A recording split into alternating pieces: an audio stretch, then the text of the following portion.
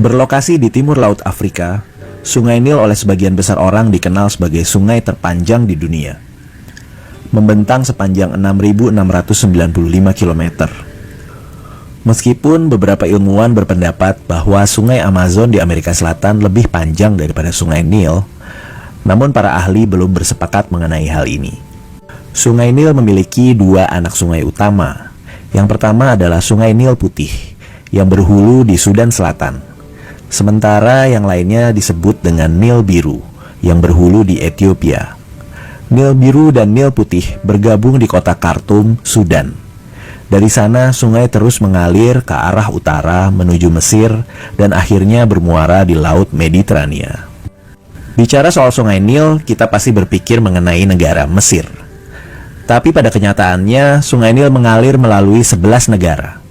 Tanzania, Uganda, Republik Demokratik Kongo, Rwanda, Burundi, Ethiopia, Kenya, Eritrea, Sudan Selatan, Sudan, dan Mesir.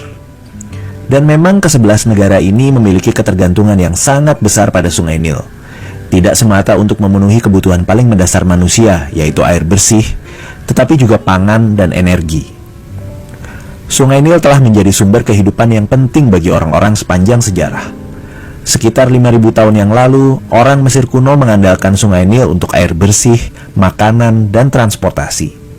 Itu juga memberi mereka tanah subur untuk bertani. Sebagian Sungai Nil mengalir melalui gurun pasir. Nah, jadi bagaimana Sungai Nil memungkinkan orang Mesir kuno bertani di tanah gurun yang kering?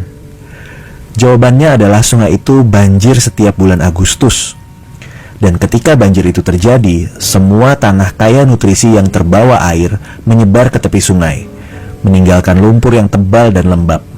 Ini adalah tanah yang sangat sempurna untuk bercocok tanam. Namun Sungai Nil tidak lagi banjir setiap tahun. Hal ini karena pada tahun 1970, Bendungan Aswan dibangun.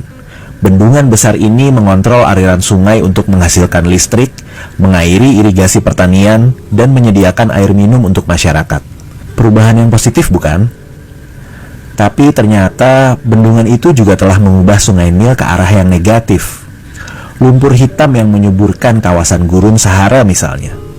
Sekarang sebagian besar lumpur itu tertahan oleh bendungan, menumpuk di waduk dan kanal, bukannya mengalir ke arah muara. Lumpur inilah yang dulu memperkaya dan memperluas delta Nil dari waktu ke waktu. Tapi sekarang seiring berkurangnya banjir, pasokan lumpur itu berkurang dan menyebabkan luasan kawasan delta di muara Sungai Nil juga menyusut karena terjadinya erosi di sepanjang pantai Mediterania. Bendungan ini juga secara perlahan tapi pasti menurunkan tingkat kesuburan dan produktivitas lahan pertanian di tepi Sungai Nil.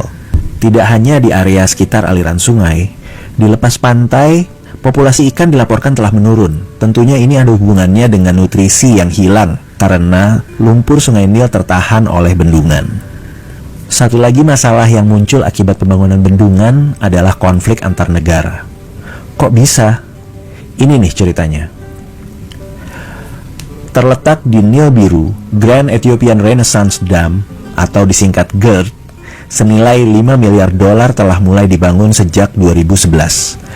Dan bendungan ini diharapkan menghasilkan 6,45 gigawatt setelah beroperasi penuh pada tahun 2022.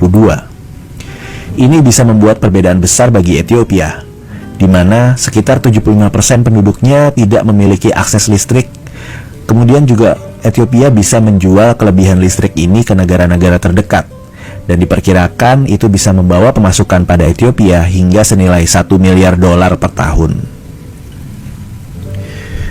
Namun untuk mendapatkan manfaat tersebut, bendungan di Ethiopia ini perlu menahan banyak air yang seharusnya mengalir ke Sudan dan Mesir. Hal ini tentunya menimbulkan kecemasan pada negara-negara tersebut. Masalahnya, Sudan dan Mesir sudah memiliki masalah kekurangan air. Mengingat skala proyek tersebut, bendungan itu akan membuat waduk yang akan menampung lebih dari 2 triliun liter air dari Sungai Nil Biru. Bayangkan, untuk mengisi waduk itu saja diperkirakan akan memakan waktu antara 5 sampai dengan 15 tahun. Yang menjadi masalah adalah selama periode pengisian ini, aliran air tawar Sungai Nil ke arah Mesir mungkin akan berkurang hingga 25%. dan akan berakibat hilangnya sepertiga dari listrik yang dihasilkan oleh bendungan Aswan. Banyak orang di Mesir khawatir bendungan itu juga akan membatasi pasokan air waduk, menambah masalah lain yang berkaitan dengan pertumbuhan penduduk, polusi air, penurunan tanah, dan perubahan iklim, bersama dengan hilangnya lumpur yang berkelanjutan di Aswan. Sudan juga memiliki beberapa bendungan tua di sepanjang anak Sungai Nil, seperti bendungan Sennar di Sungai Nil Biru yang dibuka pada tahun 1925, atau bendungan Kasm El Girba di Atbara yang dibuka pada tahun 1964. Ini mungkin tidak mengubah sungai seperti bendungan Aswan, tetapi sebuah proyek di Ethiopia telah menimbulkan kekhawatiran baru atas pasokan air di hilir. Dengan sekitar 400 juta orang yang tinggal di negara-negara di sepanjang Sungai Nil, di mana banyak di antaranya sudah mengalami kekeringan dan kekurangan energi, pembangunan bendungan berarti akan ada lebih banyak air yang harus ditahan di area hulu di masa depan. Dan ini berarti akan munculnya potensi konflik baru di masa depan. Meskipun Sungai Nil mampu mempertahankan jalurnya selama jutaan tahun, Sungai Nil sekarang menghadapi tekanan yang belum pernah terjadi sebelumnya dari aktivitas manusia di sepanjang daerah alirannya. Sejarah mencatat betapa manusia sangat tergantung pada sungai dimanapun di seluruh planet ini. Apa yang saat ini tampak dari Sungai Nil bukan tidak mungkin akan muncul di tempat lain. Jika dalam 1 abad terakhir manusia berperang karena minyak, bukan tidak mungkin di masa depan kita akan berperang memperebutkan air. Semoga hal itu tidak perlu dan tidak akan pernah terjadi. Salam.